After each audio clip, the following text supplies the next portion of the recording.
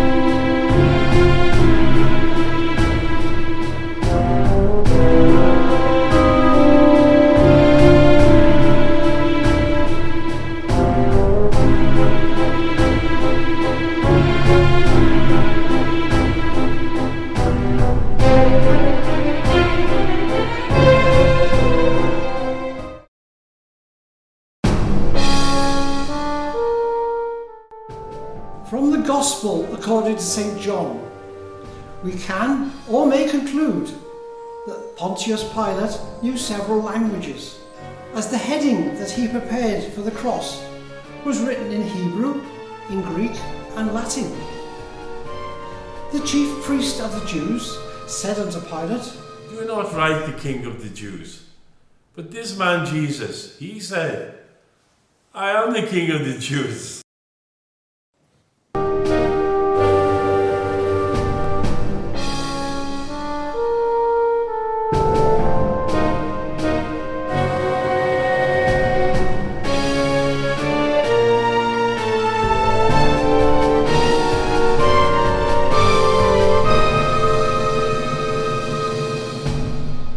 Pontius Pilate said unto the chief priest, "What I have written, I have written." That man, the elder chief priest, was the man you just quoted.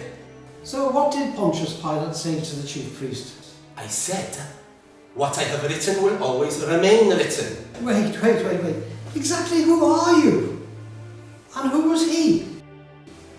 Many have misunderstood me, called me a bully, a coward, a weakling, a sadistic even.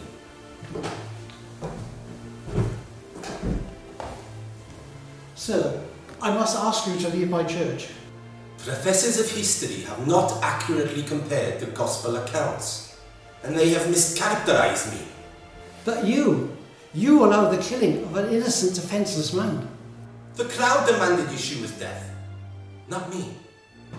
I realized that the crowd were getting restless and they could have overwhelmed you. Estaba terrorizado. You speak Spanish? Avevo paura. Now that sounds a bit Latin. I was terrified.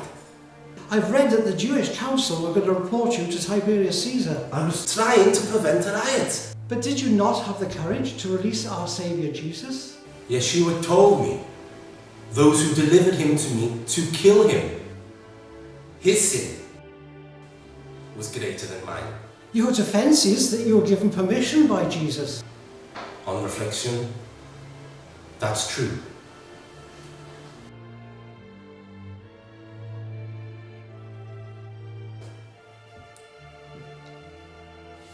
John 18:37. Pilate therefore said unto him, Art thou a king? And Jesus answered, Thou sayest I am a king.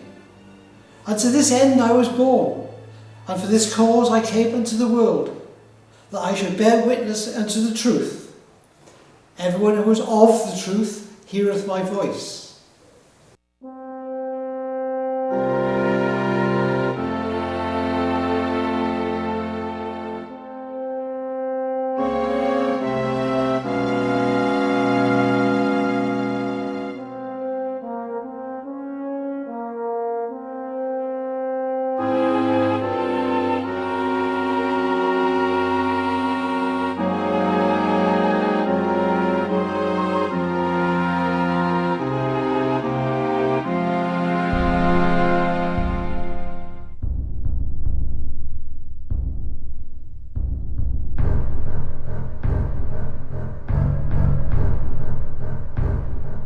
And Pontius wrote a title and put it on the cross. And the writing was, Jesus of Nazareth, the King of the Jews.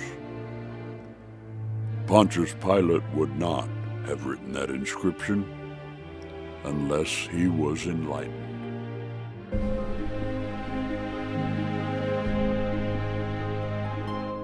I find no fault with this man brought to me. You brought to me an innocent man. I hear his words, they are truth and bring life.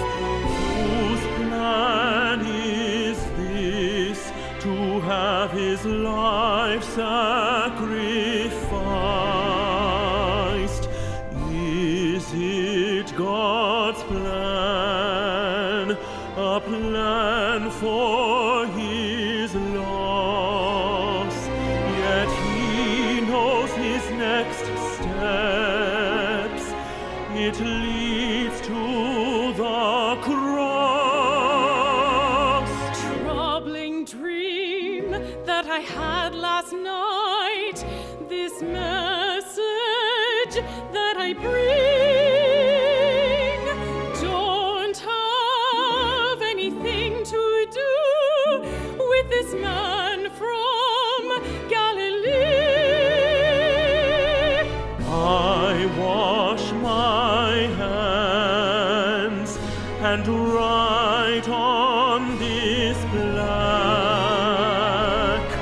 Jesus of Nazareth,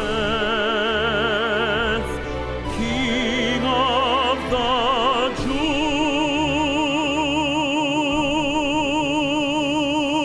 Jews.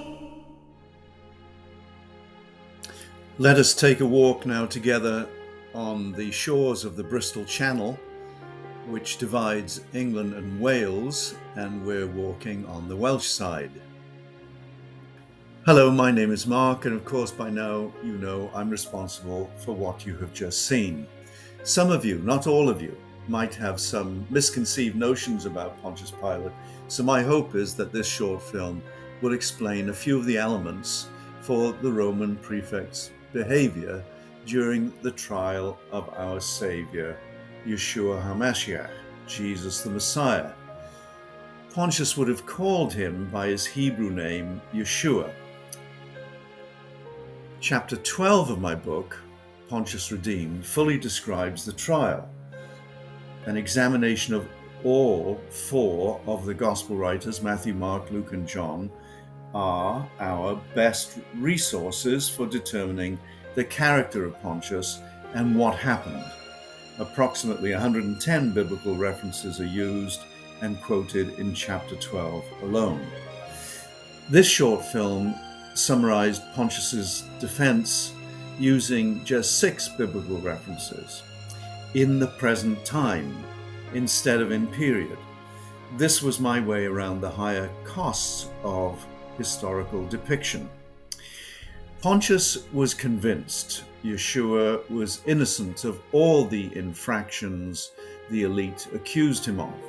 Pontius did attempt many ways to deflect these false accusations. He tried various methods by which he could win over the compassion of the crowd in an attempt to release Yeshua.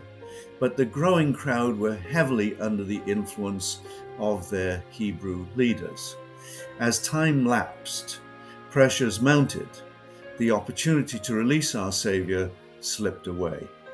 Pontius, if he had applied the justice he attempted, then our Saviour would have been set free. Yeshua, however, knew the prophetic. He knew the Old Testament by heart. Yeshua, the sacrificial lamb, knew his destiny. Yeshua was silent when asked by Pontius to defend himself. Pontius became very frustrated during the trial, and he also became terrified. Do you think he was more afraid as the crowds grew bigger and threatened the security of the region? Or do you think he became fearful because he gained a sense of Yeshua's majesty? Let me know in the comment section below. Thank you for watching until the very end. I do appreciate it. Shalom.